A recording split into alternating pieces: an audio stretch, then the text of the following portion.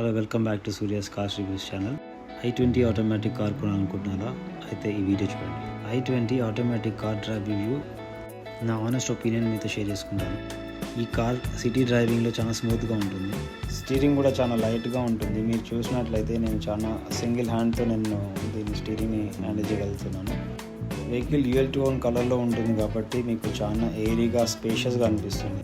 కానీ ఈ వెహికల్ నాకు నచ్చని పాయింట్ ఏదంటే, మీరు ఎక్సిలేటర్ నొక్కాక వెహికల్ స్లోగా మూవ్ అవుతుంది, కానీ దానికన్నా ముందే రోరింగ్ సౌండ్ వస్తుంది. అది కొంతమందికి నచ్చకపోవచ్చు. కానీ i20 ఫస్ట్ టైం బయర్స్కి అయితే పెద్ద వాళ్ళకి డిఫరెన్స్ తెలియదు. Mid size SUV like Creta Seltos నడిపించిన వాళ్ళకైతే మీకు ఆ డిఫరెన్స్ ఈజీగా తెలిసిపోతుంది. ఈ వెహికల్ ఇంజన్ కెపాసిటీ వచ్చేసి 1200cc 4 cylinder engine. Power to weight ratio కరెక్ట్గానే ఉంటుంది. క్రెటా సెల్టోస్ అయితే దీనికన్నా పెద్ద ఇంజన్ కెపాసిటీ కాబట్టి మీకు ఇంకా పర్ఫార్మెన్స్ ఇంకా చాలా స్మూత్గా అనిపిస్తుంది. సస్పెన్షన్స్ అయితే ఆన్ ద సాఫ్ట్వేర్ సైడ్ అని చెప్పొచ్చు. మీకు పాట్ హౌస్లో చాలా స్మూత్గా వెళ్ళిపోతుంది. i20లో 2580 వీల్ బేస్ ఉంటుంది కాబట్టి మీకు ఎయిర్ స్పేస్లో చాలా స్పేషియస్గా అనిపిస్తుంది.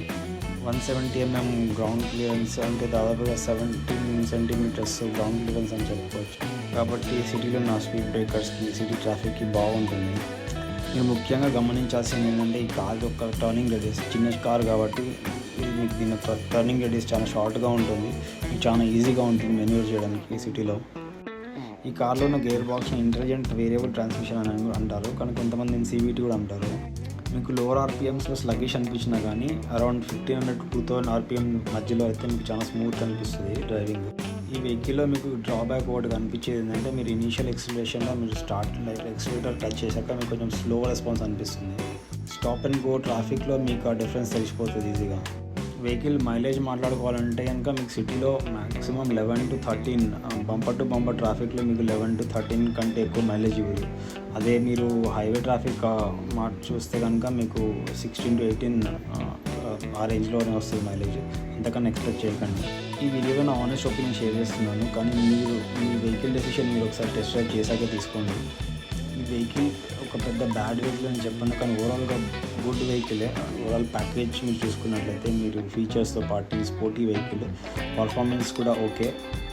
మీరు బెలూనా వెహికల్తో కంపేర్ చేస్తే కనుక ఆ వెహికల్ బెలూనా వెహికల్ కొంచెం దీనికన్నా రెస్పాన్సివ్ మోడ్ గట్టిగా అనిపిస్తుంది. i20 మాత్రం స్మూత్గా అనిపించవచ్చు డ్రైవింగ్. ఇది i20 ట్రాన్స్మిషన్ కాబట్టి మీకు గేర్ షిఫ్ట్స్ కానీ హెడ్ నాట్స్ కానీ మీకేమీ తెలియదు, మీకేమీ ఏర్పడదు. ఇంకోటి ముఖ్యంగా గమనించింది ఏంటంటే, మీరు AC 2 లెవెల్ కన్నా ఎక్కువ పెట్టి నడిపించారంటే కనుక మీకు ఇంకా ఇంజన్ పర్ఫార్మెన్స్ ఇంకా తగ్గినట్టు అనిపిస్తుంది, ఇంకా స్లోగా ఉంటుంది. ఓకే, ఈ వీడియోలో ఇలాంటి కంటెంట్ కావాలంటే ఛానల్ సబ్స్క్రైబ్ చేసుకోండి. నెక్స్ట్ ఏ కార్ డ్రైవ్ రివ్యూ పోస్ట్ చేయాలో మీ కామెంట్లో మెన్షన్ చేయండి. మీ కామెంట్స్ చదివి నేను రెస్పాండ్ అవుతాను. Thank you. పీస్.